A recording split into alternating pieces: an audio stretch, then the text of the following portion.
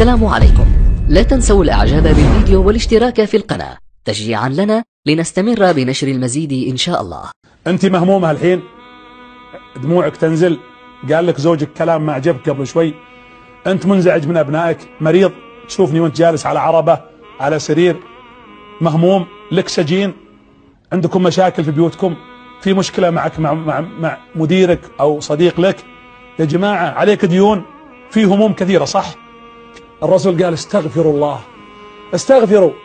الاستغفار باب تطرقون أبواب توبة وأبواب رزق وأبواب رحمة. الاستغفار يفتح الأبواب.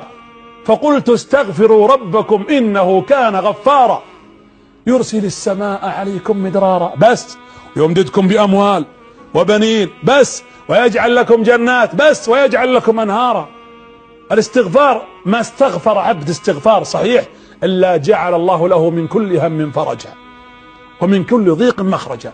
فقولوا استغفر الله، استغفر. اللهم من يرى هذا المقطع ومن ساهم فيه ومن أعان على نشره، اللهم فاغفر له ذنوبه كبيرها وصغيرها، جلها ودقها، عظيمها ودقيقها، يا رب العالمين.